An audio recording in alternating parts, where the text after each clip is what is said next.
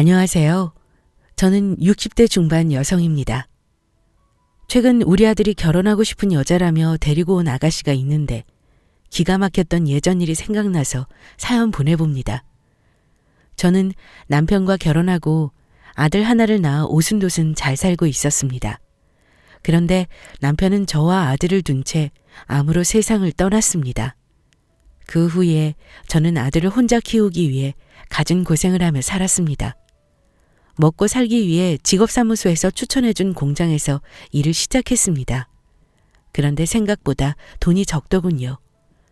저는 아들을 공부시키기 위해 더 많은 돈이 필요했습니다. 그래서 직업사무소 아가씨를 귀찮게 하였어요. 내가 돈을 더 많이 벌어야 해요.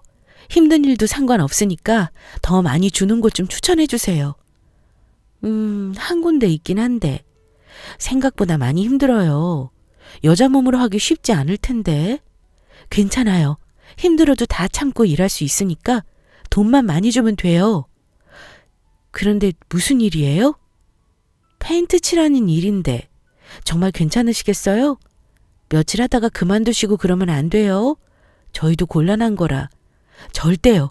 힘들어도 돈만 많이 주면 계속할 수 있으니까 거기 소개해줘요. 여직원의 소개로 페인트 칠하는 곳을 찾아갔는데 처음에는 여성이 하기 힘들다며 여러 번 거절당했습니다. 성인 남성도 하기 버거운 일이라 그런지 돈은 확실히 많이 줬지만 하는 일은 정말 만만치 않더군요. 그러나 저는 일을 악물고 견뎌내며 설득 끝에 일을 시작할 수 있었어요. 주로 새로 짓는 건물이나 낡은 아파트 페인트 칠을 했습니다. 그나마 실내 벽 칠하는 것은 나아요.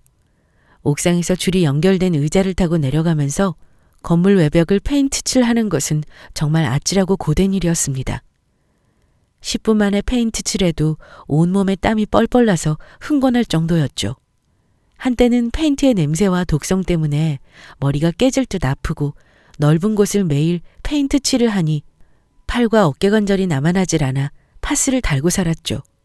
그래도 저는 우리 아들만 생각하면 힘들고 아픈 줄 몰랐습니다. 죽어라 일해서 번 돈으로 열심히 아들 뒷바라지 했습니다. 영특한 우리 아들은 공부도 잘해서 떡하니 우리나라 최고 대학에 입학하더군요. 입학 통지서를 건네며 아들은 제게 다짐했어요. 엄마, 조금만 더 기다려줘. 내가 얼른 졸업하고 시험 봐서 변호사 되면 우리 엄마 고생한 거 내가 다 보상해 줄게. 뭐? 변호사?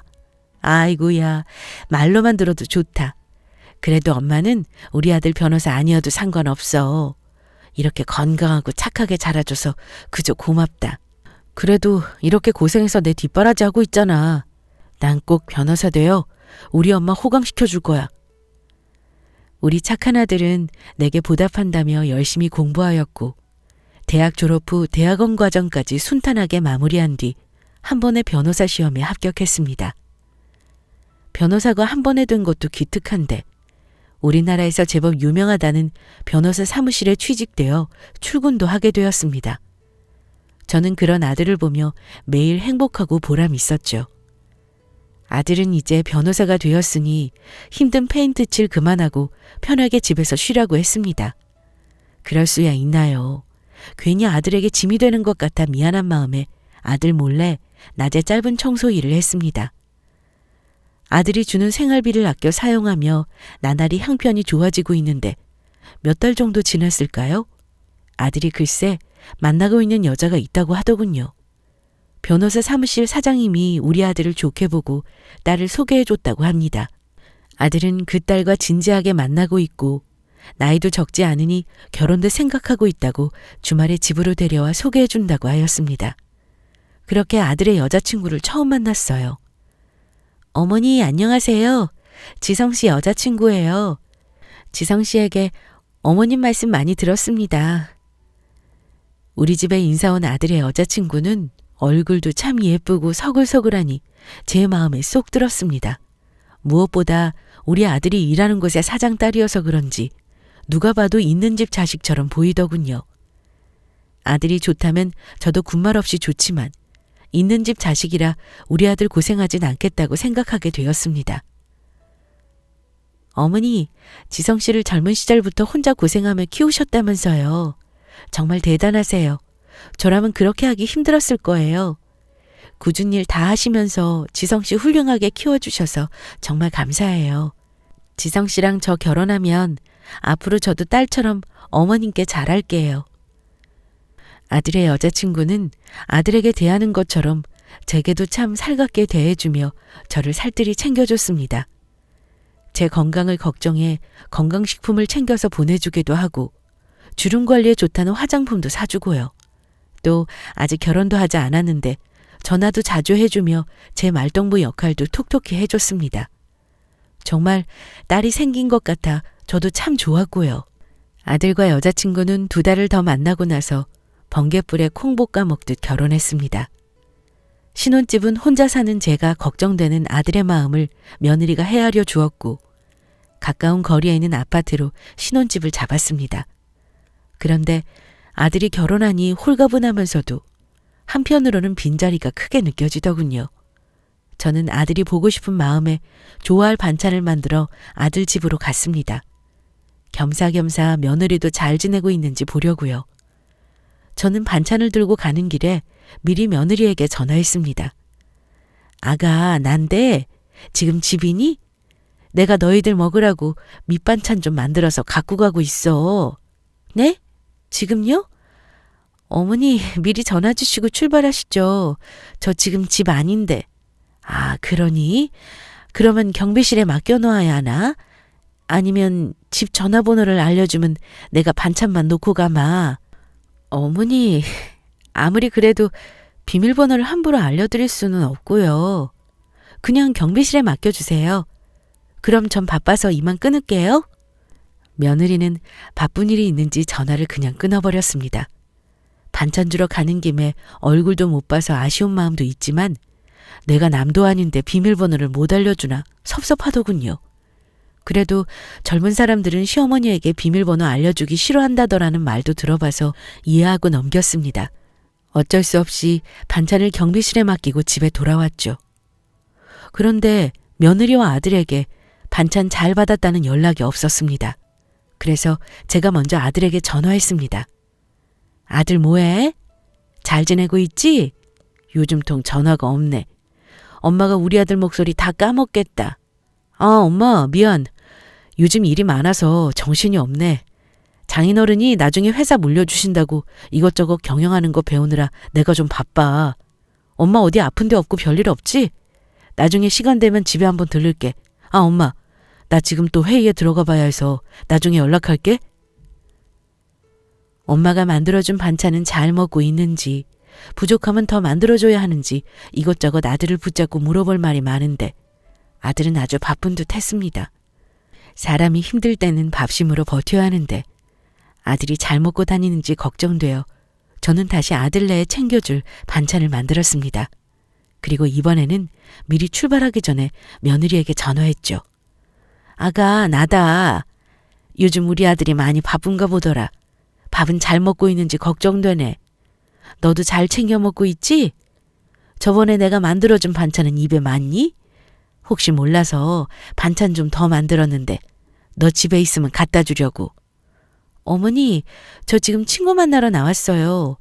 반찬 안 만들어 주셔도 돼요. 저희 사서 먹는 반찬집 있고요. 가정부 아줌마도 오셔서 그런 거 하지 마세요.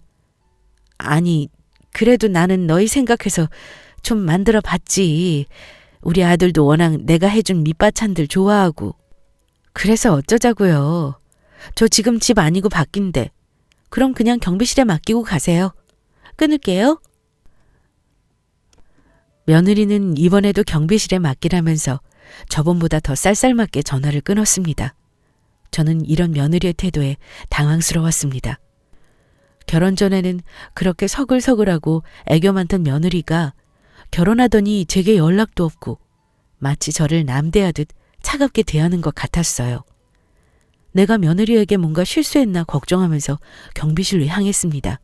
그리고 경비 아저씨에게 반찬을 맡기려 하였죠.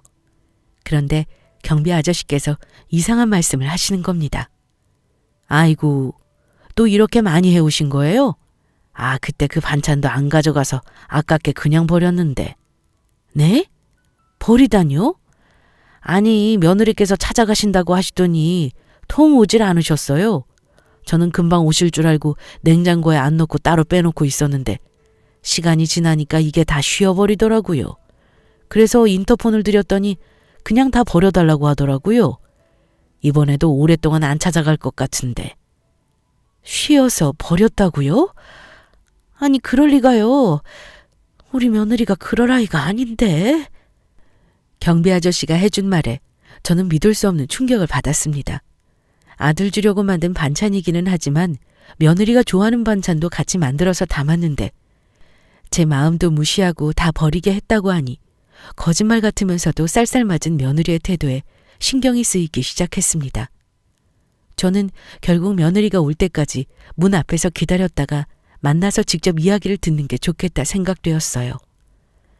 문 앞에 쪼그려 앉아 기다리니 한참 있다 엘리베이터 문이 열리고 며느리가 내리더군요. 며느리는 저를 보자마자 얼굴을 찡그리며 말했습니다. 여기서 지금 뭐 하세요? 혹시 여태 기다리신 거예요? 아, 이재훈이 너 친구 만나는데 괜히 신경 쓰일까봐 전화 안 하고 기다렸어. 반찬 주고 가려고. 그냥 경비실에 맡기라고 말했잖아요. 뭐하러 기다리세요? 그게 내가 경비 아저씨한테 이상한 소리를 들어서 저번에 내가 맡긴 반찬 오래도록 안 찾아가서 다 쉬어버렸다던데 그 말이 맞니? 나는 도무지 내가 그렇게 버리게 할 아이가 아닌데 그런 소리를 들으니 도무지 이상해서 지금 그것 때문에 저 기다린 거예요? 어머니, 사람이 바쁘다 보면 깜빡할 수 있죠. 제가 어떻게 모든 일을 다 기억하겠어요? 그리고 앞으로 반찬 해오지 마세요. 먹지도 않고 버릴 거 뭐하러 해오세요? 집에 일하러 오시는 가정부 아줌마도 있으시고 밥은 저희가 알아서 먹으니 신경을 안 쓰셔도 돼요. 그럼 늦었으니 이만 가보세요.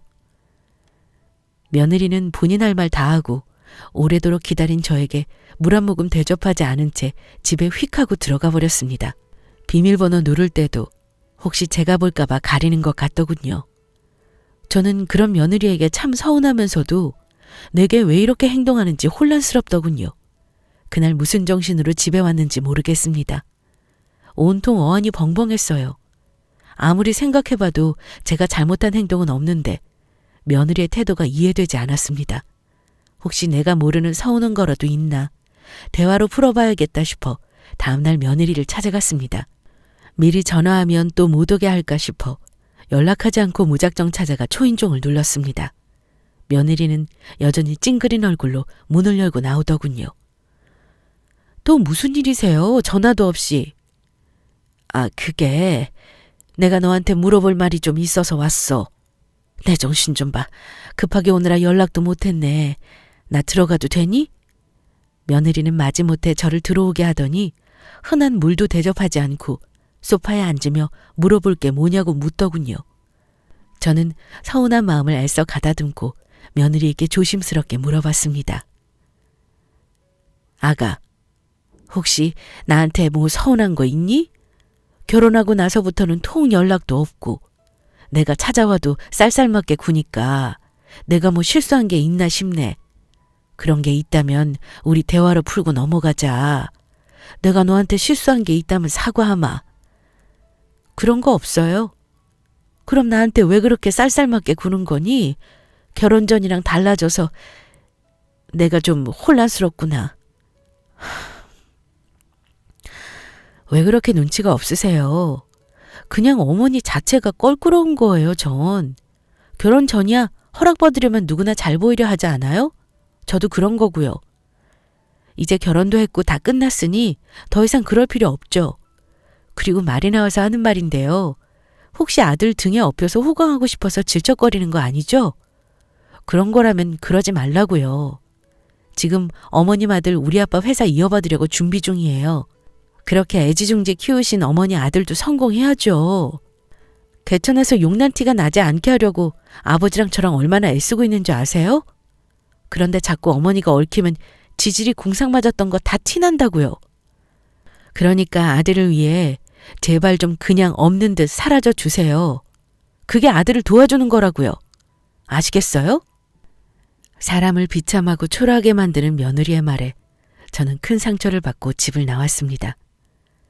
생각지 못한 말을 들으니 더는 며느리와 이야기하는 것이 어려울 거로 생각했습니다. 믿었던 며느리에게서 받은 큰 충격을 뒤로하고 저는 아들에게 전화했습니다. 바쁜 아들이라 연락을 잘 안 했지만 이 사실을 아들과 의논해야겠다 싶었어요. 꼭 할 말이 있다는 제 말에 아들은 바쁜 시간을 쪼개어 퇴근하고 집에 들렀고 저는 며느리와 있었던 일을 아들에게 이야기했습니다. 엄마, 정말 아내가 그렇게 말했다는 게 사실이야? 그래. 그동안 내가 몇 번이고 반찬을 만들어서 가져갔는데 모두 쉬어서 버렸다고 하더구나. 내가 너의 앞길을 막는 존재였니? 정말 그런 거라면 엄마가 앞으로 너희들 위해 사라져줘야 하는 거니? 그런 말이 어딨어. 엄마가 왜 내 앞길을 막는 존재야? 아내가 엄마한테 그러고 있는 줄 몰랐네. 나한테 진작 말하지 그랬어. 하긴 엄마가 말했어도 장인어른께 일 배우느라 정신없어서 신경 못 써줬겠다. 엄마 미안해. 내가 그 사람 대신 사과할게. 아내도 하는 일이 바쁘니까 스트레스 받아서 그랬을 거야. 우선 내가 일하는 곳이 장인어른 회사이다 보니 아내랑 부딪힐 때도 종종 있어. 그래도 잘못한 부분은 내가 잘 이야기해서 타일러 볼게. 아들에게 그동안 있었던 모든 일을 이야기하고 아들은 제게 많이 미안해하며 집으로 돌아갔습니다. 아들이 며느리와 이야기해서 이번 기회에 오해가 있다면 서로 풀고 며느리와 잘 지내보고 싶었습니다. 그러나 아들은 바쁜지 며느리와 이야기를 나눴다는 연락이 며칠이 지나도 없더군요. 혹시 나 때문에 둘이 크게 싸운 건가 싶어 걱정이 되어서 며느리가 좋아하는 과일을 사서 집으로 찾아갔습니다. 초인종을 누르고 며느리가 나왔습니다. 역시나 저를 보는 표정은 같더군요. 며느리는 문 앞에 서서 저를 보며 말했습니다. 또 무슨 일이세요? 제 말 뜻 이해 못하셨어요? 혹시 아범에게 들은 이야기 없니? 내가 아범한테 너의 이야기를 한 건 미안하다만 나는 너와 잘 지내고 싶은 마음에 의논한 거였어. 그리고 아무리 그래도 내가 시어머니인데 들어오란 말 한마디 없이 문 앞에 서서 이렇게 말하는 거 너무하지 않니? 집에 들어오셔서 뭐 하시게요? 아예 들어와서 눌러 앉으시려고요? 그런 꼴 볼까봐 애초에 싹을 자르는 거예요. 그리고 어제 그이가 뭐라 말하긴 했는데 달라질 건 없어요. 제 생각은 변함없다고요. 더 할 말 없으니 그만 돌아가세요. 안 그래도 바쁜데 왜 별것도 아닌 일로 사람 귀찮게 구세요? 정말 너 정말 너무한 거 아니니? 내가 너한테 뭘 그렇게 잘못했니? 너 나한테 이렇게 하는 거 우리 아들이 알면 어쩌려고 그래? 어쩌긴 뭘 어째요. 제가 어머니한테 이러는 거 안다고 뭐 달라질 것 같아요? 그 사람 우리 아빠 회사에서 일 배우려고 저와 아빠한테 얼마나 눈치 보며 지내는데요. 그 사람 회사 포기 못해요. 높은 자리까지 한 번에 올라갈 기회를 어머니 때문에 놓치겠어요? 아무리 이러셔도 달라질 건 없으니 그만하시고 돌아가세요. 그리고 다신 찾아오지 마시고요. 며느리는 문을 쾅 닫아버렸고 저는 그런 며느리에게 엄청난 실망감과 좌절감을 느끼며 집으로 돌아왔습니다. 그리고 집에서 곰곰이 생각했어요. 부잣집 딸인 것을 떠나 좋은 아이라고 생각해서 우리 아들과 결혼하는 것을 허락해 준 것인데 이게 며느리의 본 모습일 줄은 상상도 못했습니다. 이런 못된 며느리에게 우리 아들은 얼마나 눈치를 보며 받아줄까 생각하니 가슴이 아프더군요. 그깟 회사가 뭐라고. 저는 고민 끝에 제가 대신 아들이 힘겹게 쥐고 있는 고리를 끊어줘야겠다고 생각했습니다. 며느리에게서 아들을 찾아와야겠다고요. 곧장 아들에게 전화해서 퇴근하면 집으로 찾아가겠다고 했습니다. 꼭 중요하게 할 말이 있다고요. 아들은 알겠다며 퇴근했고 퇴근 시간에 맞춰 연락을 해주었습니다. 아들이 집에 도착할 시간에 맞춰 저는 아들 집으로 갔습니다. 초인종을 누르니 아들이 문을 열어줬고 며느리는 거실에 서 있더군요. 며느리는 아들이 있어서 그런지 최대한 참으며 제게 짜증 섞인 목소리로 말했습니다. 밤늦게 또 무슨 일이세요? 아까 충분히 말씀드렸을 텐데. 아니, 너희들한테 중요한 이야기를 하려고 왔다. 아까는 얘가 내 말은 듣지도 않고 그냥 들어가 버렸잖니? 그래도 시어머니인데 집에 들어오란 소리 없이 문 앞에 세워두고 내 할 말만 하고 들어가 버리면 어쩌니? 이게 무슨 소리야? 당신 엄마한테 집에 들어오시란 소리도 없이 문 앞에 서서 이야기했어? 며느리는 아들의 물음에 잠시 당황하는 듯 싶더니 소파에 앉아 할 말 있으면 하라고 하더군요. 전 그런 며느리를 보고 소파에 앉으며 이야기할 테니 아들도 앉으라고 했습니다. 그리고 중요한 이야기를 아들과 며느리에게 꺼냈어요. 나 얼마 전에 병원 다녀왔다. 의사가 그러더구나. 내가 폐암이라고. 얼마 못 산다고 하더구나. 나한테 시간이 얼마 없어. 엄마, 그게 사실이야? 왜 미리 말 안 했어? 그런 일 있으면 나한테 먼저 말했어야지. 많이 아팠을 텐데 멀쩡한 아들 내버려 두고 왜 병원에 혼자 가? 누가 보면 자식도 없는 사람처럼 보였을 것 아니야. 너 일하느라 바쁠 텐데 내가 어떻게 연락하니? 며느리와 이야기하려고 찾아와도 문 앞에 서서 문전박대하니 내가 어찌 너희들에게 이야기할 수 있었겠어? 이제라도 알았으니 얼마 남지 않는 시간 너희들하고 보내고 싶다. 저는 괘씸한 며느리에게서 아들을 떼어놓기 위해 폐암에 걸렸다고 꾀를 냈습니다. 진짜 폐암에 걸린 게 아니지만 이 기회를 통해서 아들이 더 이상 힘든 길을 가지 않기를 바란 마음이었죠. 나중에 거짓인 것을 알면 아들이 실망하겠지만 각오했습니다. 그만큼 아들이 뻔히 보이는 길로 가지 않기를 바랬으니까요. 아들은 제 이야기를 듣고 매우 놀라며 눈물을 보였습니다. 회사 이어받느라 우리 엄마 아픈 줄도 모르고 나 같은 불효자가 어딨어. 변호사 되어 호강시켜준다고 해놓고 죽어라 일만 하고 이제는 몹쓸 병까지. 우리 엄마 불쌍해서 어떡해.